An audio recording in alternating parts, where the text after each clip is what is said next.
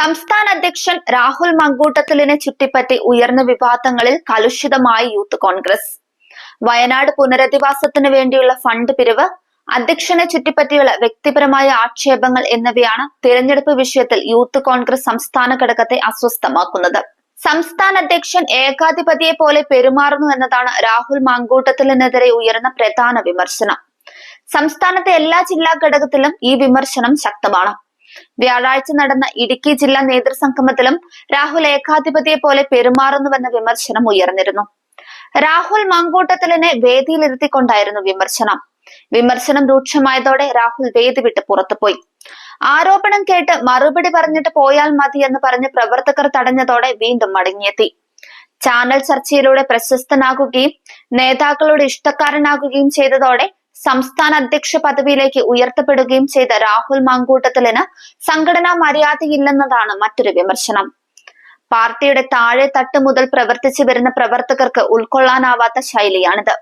പ്രവർത്തകർ നേരിടുന്ന പ്രയാസങ്ങളും പ്രതിബന്ധങ്ങളും മനസ്സിലാക്കാനോ വ്യക്തിപരമായ താല്പര്യത്തിനപ്പുറം മെറിറ്റ് നോക്കി തീരുമാനങ്ങൾ എടുക്കുന്നതിനോ രാഹുലിന് കഴിയില്ല എന്നും വിമർശനമുണ്ട്. സംഘടനാ നേതൃത്വത്തിലേക്കും പിന്നീട് നിയമസഭാംഗമായി ഉയർന്നു വരുന്നതിനെ സ്വയം സ്വീകരിച്ച വഴി മറ്റുള്ളവരും സ്വീകരിക്കണമെന്നാണ് രാഹുൽ മങ്കൂട്ടത്തിൽ ആഗ്രഹിക്കുന്നതെന്നും വിമർശനമുയരുന്നു. സാധാരണ കുടുംബത്തിൽ നിന്ന് വരുന്ന പ്രവർത്തകർക്ക് രാഷ്ട്രീയ പ്രവർത്തനം അസാധ്യമാക്കി തീർത്തതാണ് രാഹുൽ മങ്കൂട്ടത്തിലും തലതൊട്ടപ്പനായ ഷാഫി പറമ്പിലും ചെയ്തുകൊണ്ടിരിക്കുന്ന ഏറ്റവും വലിയ തെറ്റെന്നാണ് യൂത്ത് കോൺഗ്രസിലുള്ള പ്രധാന വിമർശനം. ചാനൽ ചർച്ചയിലും റീൽ ഷോർട്സിലുമാണ് രാഷ്ട്രീയ പ്രവർത്തകന്റെ കർമ്മമണ്ഡലം എന്ന രീതിയിൽ ഷാഫിയോടൊപ്പം ചേർന്ന് രാഹുൽ രാഷ്ട്രീയ സംസ്കാരം മാറ്റിയെഴുതിയെന്ന് യൂത്ത് കോൺഗ്രസ് നേതൃനിരയിലുള്ളവർ തന്നെ ചൂണ്ടിക്കാട്ടുന്നു. പാവപ്പെട്ട പ്രവർത്തകർക്കും നേതാക്കൾക്കും രാഷ്ട്രീയ പ്രവർത്തനം അപ്രാപ്യമാക്കുകയാണ് രാഹുലും ഷാഫിയും വഴിവെട്ടിയ റീൽസ് ശൈലി കൊണ്ടുണ്ടാക്കിയ ദോഷമെന്നും നേതാക്കൾ ചൂണ്ടിക്കാട്ടി. റീൽസും ഷോർട്സും ഇടാത്തവർ പ്രവർത്തനങ്ങളിൽ സജീവമല്ലെന്ന ധാരണ കോൺഗ്രസ് നേതൃത്വത്തിലേക്കും പടർന്നതോടെ ഇതിനുള്ള സാങ്കേതിക സംവിധാനം ഒരുക്കാൻ ശേഷിയില്ലാത്തവർ നിർജീവമാണെന്നാണ് കരുതുന്നത്. ഇതോടെ റീൽ സംസ്കാരം ശക്തിപ്പെടുകയും അതിനൊന്നും കഴിയാത്തവർ നേതൃപദവികളിൽ നിന്ന് പിന്തള്ളപ്പെടുകയും ചെയ്യുകയാണ്.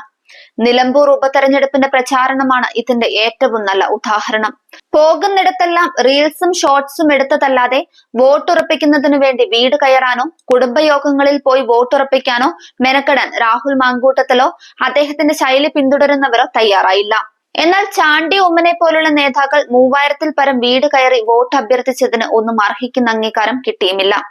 പോകുന്നിടത്ത് നിന്നെല്ലാം റീൽസും ഷോർട്സും എടുത്ത് സാമൂഹിക മാധ്യമങ്ങളിൽ പോസ്റ്റ് ചെയ്ത് പ്രചരിപ്പിക്കുന്നത് നല്ല പണച്ചെലവുള്ള ഏർപ്പാടാണ് എന്നതാണ് സാധാരണ പ്രവർത്തകരെയും സാമ്പത്തിക ശേഷിയില്ലാത്ത നേതാക്കളെയും വിഷമിപ്പിക്കുന്നത്.